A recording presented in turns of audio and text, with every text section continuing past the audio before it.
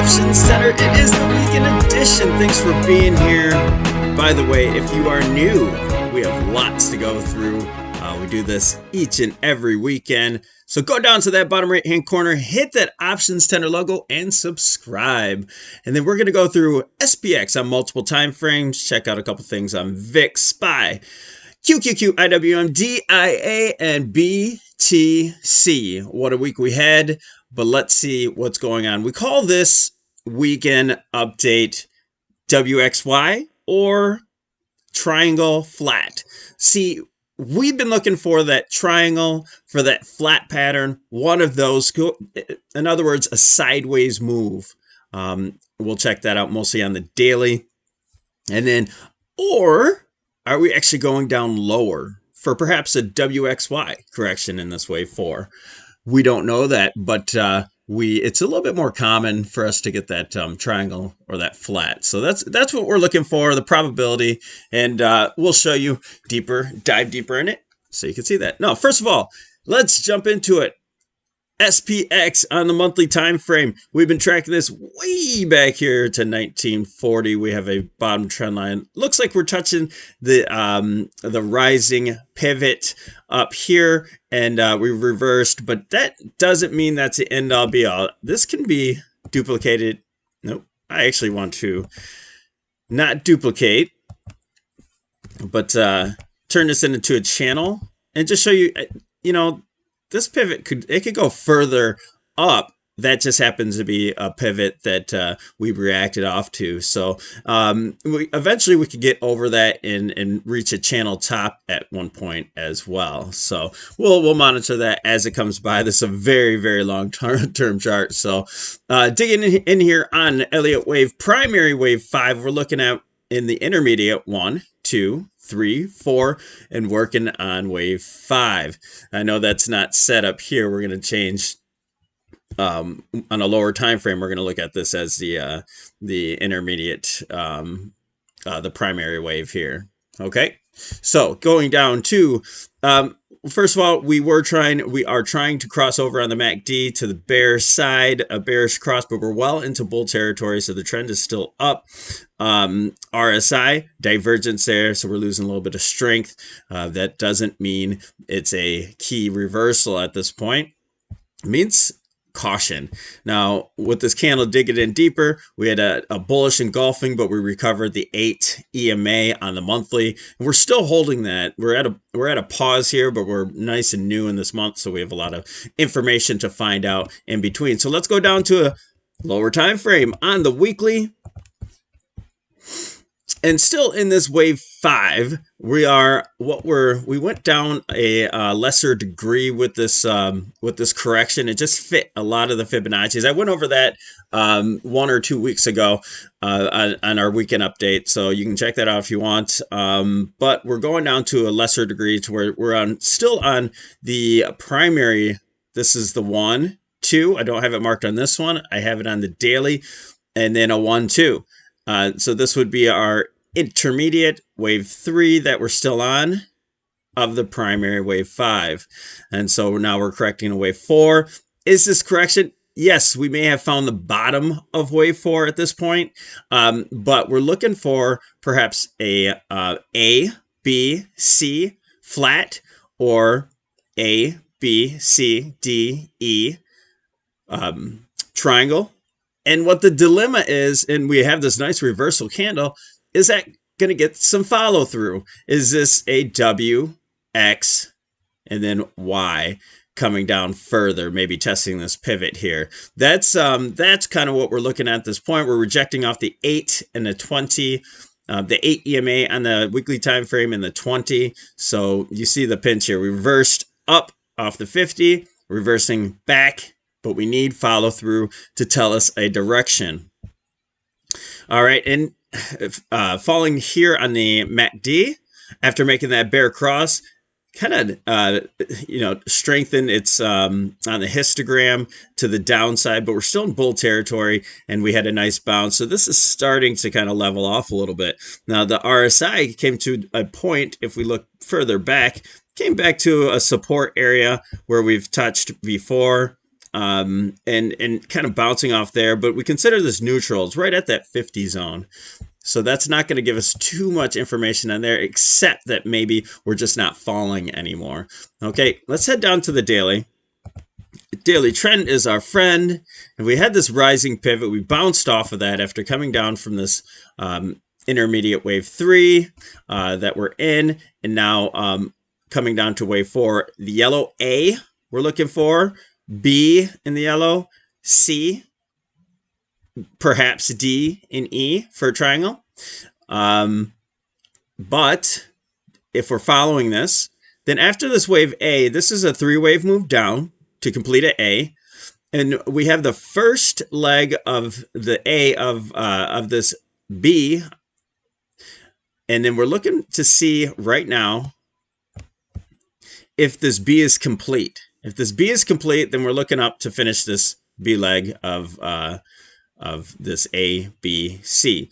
So we're looking for a 3-wave move up to complete B. We don't know how high that's going to go. We do have resistance up here, but we could test the highs or even expand above the highs if we're in an expanding flat. So we're going to get real cautious. We're looking to get over this downtrend line and this gap. We start moving up here, then we can go a little bit more aggressive until we get to our resistance up here, and then we're gonna have to kind of take off our foot off the pedal just to see what happens in this area. How far do we go up? We might play individual names or day trade a couple things depending on the strength of the market, but you don't want to play too aggressively when you get to the resistances or more of like our targets at that point. Excuse me.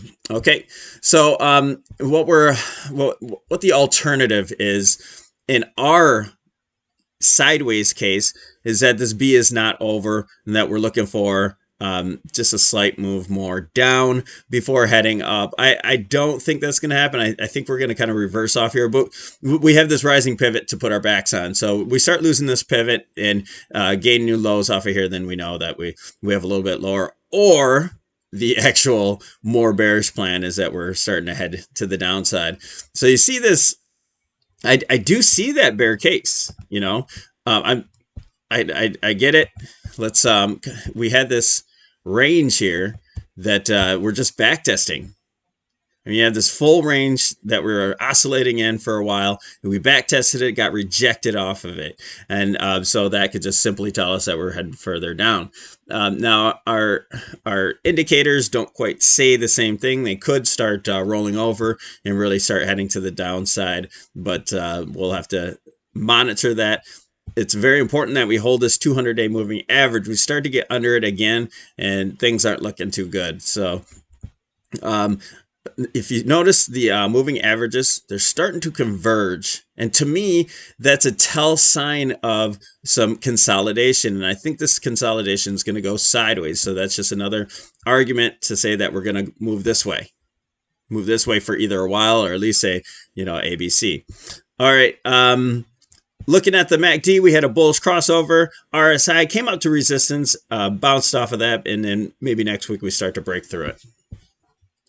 We're going to go down to just a little bit lower time frame so we can really see what we got here.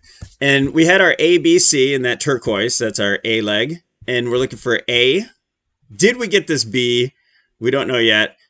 So after this dip, is this a new A, B, C headed up? That's what we're looking for. If we start to get underneath this pivot in this low, then we have something else. Maybe this is a 3-way move down for a bigger B and then up to C.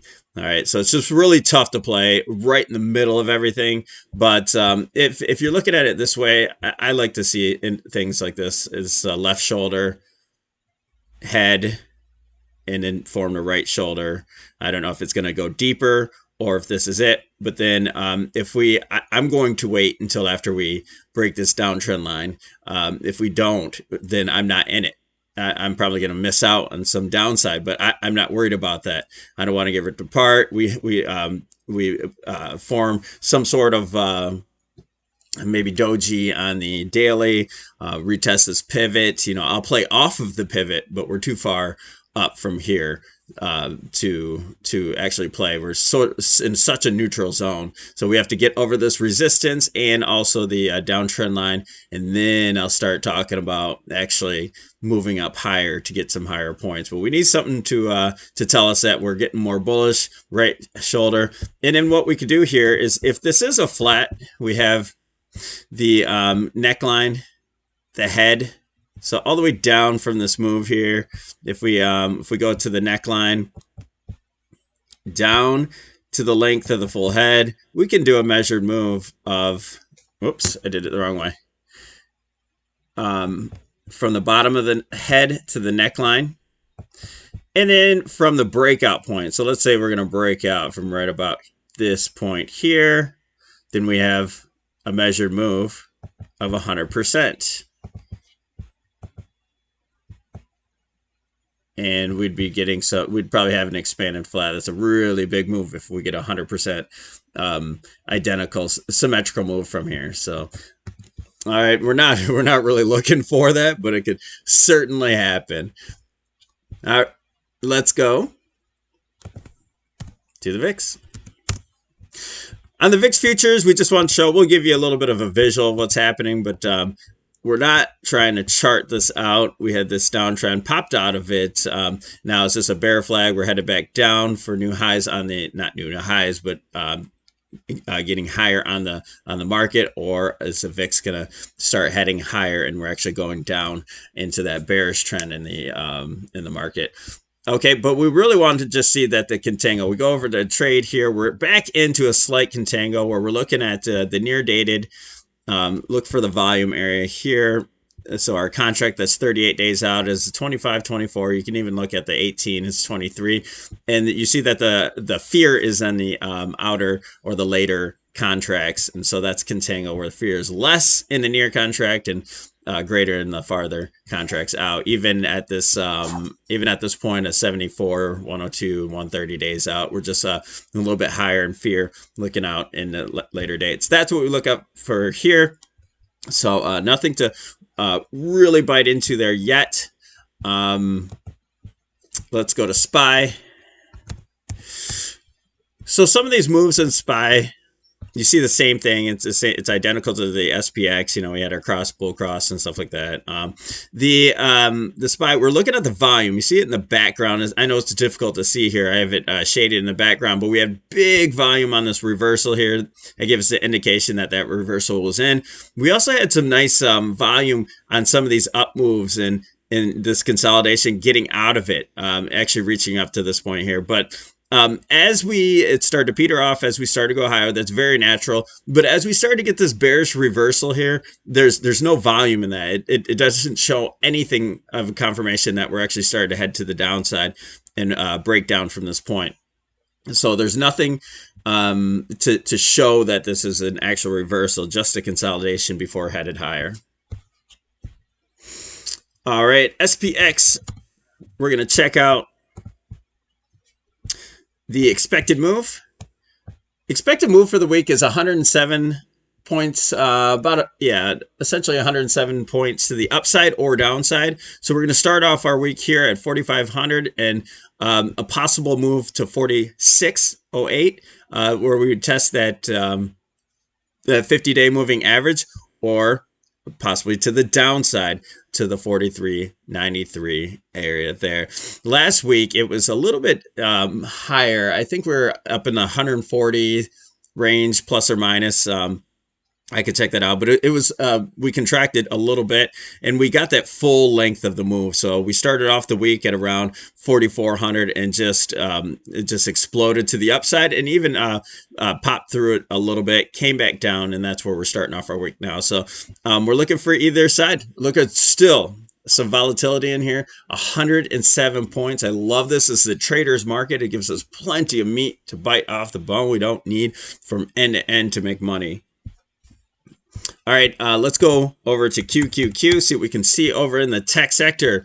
And what we notice is after this bounce, you see we have huge moves. Yes, percentage-wise, they're huge moves, but you see we're a lot weaker And we're not way up here like we are in the SPX, just a lot weaker in the tech market. We have such bigger moves that we could do, but the same essentially thing is happening. We have this downtrend line that we need to get over, but we have potential for a much bigger move. If we're getting a flat, we have a lot of room to go. If we're going in some sort of triangle, then yeah, we might put a geometric line, something like this, to where, you know, we might come up to something like that, or even something a little bit further up there. So we'll have some geometric lines that we'll check out as we go up, if we do go up. But we have a gap here that we got to fill. We didn't even get over the 8 EMA. We closed underneath. On the SPX, we actually closed slightly above. So we're really having trouble here, but we're holding. This is going to be a really good pivot for us at this 352. We're holding this area very well, touched many times. It's a good support. But then we have this rising pivot that kind of it showed us, you know, what we're dealing with. We're having a little bit of trouble with that, with the 8 EMA. And essentially, we have to get over that. We got to get over this 200 moving average. We haven't even gotten over that like the SPX has. So you can see how weak relatively this market is. I still like playing using the QQQ and TQQQ because we have much bigger moves percentage-wise, and you make a little bit more money. But just note that this market is a little weaker, and if it's going to lead us in any directions, then we have to we're going to start having some pretty massive moves to get to these points that the SPX. So if we're going to get into a triangle formation here in the Qs, you can imagine what's happening in the SPX. We're probably doing some sort of flat or expanding flat, getting new highs in the SPX, and this is not going to make new highs, okay, unless something changes to where SPX is held down, meaning that the IWM or DIA is holding it down. So let's go over to IWM, see what we see here. And I have a feeling that IWM is really going to start looking bullish. I know that it's much further down, but it appears that we really finished this correction here, and we have a 1-2. That's definitely much more of a sign of a 1-2 structure, where you had this nice impulsive move up, and then a retracement down to almost to the 618, but it looks more like the 50 area that it held the 50%. And then we start with the impulsive move up. So we just have to be careful because we're still underneath the 8 EMA, and IWM will switch on you in a second. This baby moves. So we have to get over that to start getting constructive. We'll see what happens early next week. DIA, we don't do a whole lot with DIA, but we just want to look at it according to the market. And it looks like the same kind of 3-wave move that we had down here after finishing expanding flat. And so this looks like we had a 3-wave move here, and it looks pretty much the same posture as the SPX. All right, last but not least, I know this video, we're running at about 18 minutes here. That's not bad. I want to keep it under 20. We have BTC. So we are in BITO. We're using BITO in order to track BTC at this point. I always do that. I need the BTC futures. All right, so after this massive move up here for wave 3, we think we have running flat here because we had a move down, B, which expanded above, and then C, which is actually, it may have bottomed here without getting a new low. So that would be our running flat. And if you look at this last move here, it looked pretty impulsive, some sort of maybe diagonal start in A, B, and starting to impulsively move into a C wave. Move, but we're right into resistance, and of course they're going to keep us that way. We do, I think, let me look here. On TradeView, we're at, after hours, a lot can happen today and tomorrow, but we're at 41,200. So we are up a little bit higher, but nothing decisively to say that we're actually over this resistance and that we're going to stay above there. But we start breaking above this point, and then it looks like we're going to pretty much beeline to the 200 and the 50-day moving average, and also a good resistance here in the 47,000, maybe 6,000 at the very least area. So we'll be checking that out throughout the week. Don't forget to check out I'm usually in with a bunch of great traders and the option guys. So check that out in the description and join us there. It's free. You can learn a lot of things and really have a good time in there. There's a bunch of people that can answer questions for you, and we have trade setups, all sorts of good stuff. So it doesn't cost you anything. That should be it for us, you guys. If you're looking to follow any IRA trades of mine, you can, or if you just want to donate to any of the work that I put into this each and every day and on the Discord, then I have a Patreon options tender. So check that out and join me. Check out, like the video, do all those things. I don't know, hit the bell, whatever they say. Thanks, guys. Have a wonderful day and enjoy the rest of your weekend. We'll talk to you soon. Bye-bye.